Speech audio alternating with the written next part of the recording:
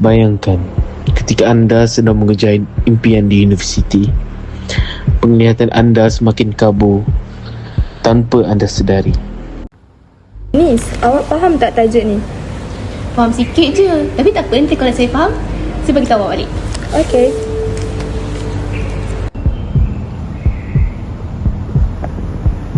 Kenapa tulisan ni makin pelik lah? Tadi okey je. Kau okey ke? Nampak kau? Mata kau nampak macam penat je.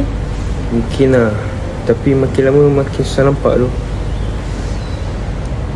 Glaukoma dikenali sebagai pencuri penglihatan yang senyap. Apa semua nampak makin gelap?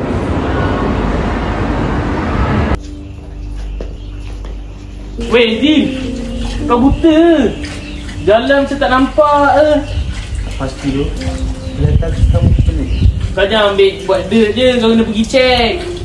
Kau pergi jumpa doktor.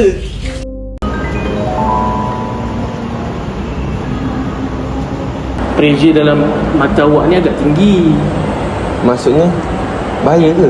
Dia tak bahaya pun jika ambil tindakan dengan cepat.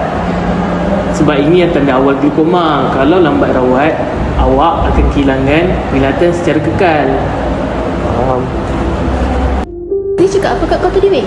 Dia cakap kalau aku buat rawatan tu lambat, aku tak akan dapat melihat dah. Cuba jangan fikir bukan-bukan dulu. Kita gadis ni.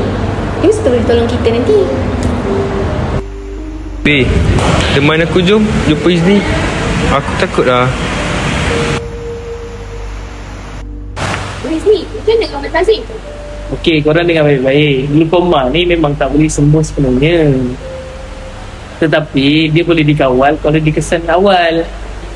Dengan pemeriksaan dan rawatan secara berkala, kelihatan masih boleh diselamatkan.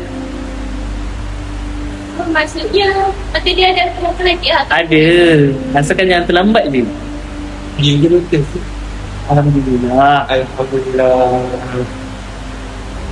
Lindungi penglihatan anda. Lakukan pemeriksaan mata secara berkala.